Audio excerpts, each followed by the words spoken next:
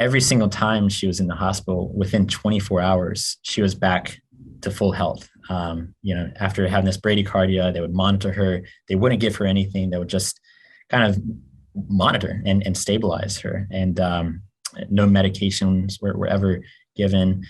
Of course, she had hundreds of tests, every single test in the world. But after 24 hours, and 2 more days in the hospital, which she was free to go. And the repeating pattern was a lot of doctors would confer around her, look at her, and say, "We have really no idea. We just really don't know." A lot of head scratching, which is really infuriating and frustrating on my side. I come from a statistics and data science background, and she had all of these charts, all of these records. Now she has 5,000 pages of records, and I was just perplexed how they couldn't use any of her data, her ECGs, her she had a Holter monitor, any of our other symptoms to really understand and get to the root cause about it. I know now that with healthcare, there's certainly a lot of inefficiencies and interoperability issues, but it's one thing that I'm certainly very passionate about, and hope there will be some improvement going forward. But Yeah. so the fifth episode, we thought, this is kind of a recurring condition. However, we'll certainly try to figure this out.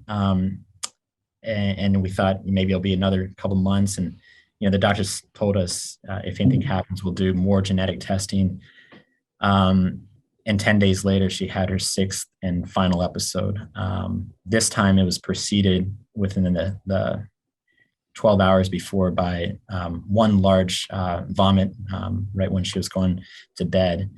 And then the next day she woke up happy, joyous, smiling little bubbly self as she can be.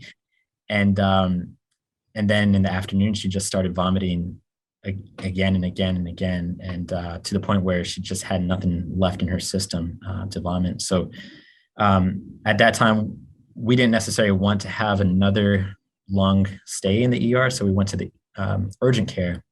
They gave her meds for vomiting, but the doctor, referenced and called 911, called the paramedics to come take her to the ER because she did have bradycardia. Her heart rate was in the 60s, 70s. Oh. And because of COVID, I couldn't go in there with her. It was just my wife. And so I'm standing outside the urgent care as the paramedics, the firemen, were going in, and they were calling her my son. She said, they said, "Don't worry, your son is in good hands." And it's because she was wearing like this little blue pajamas.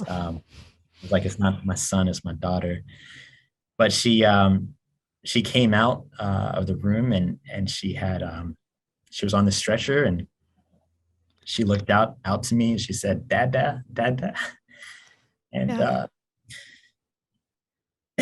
and she wanted me to take her, but they had to put her in the ambulance. I didn't know at that time, but it was the last time I would see her. Oh my goodness. It's my last memory.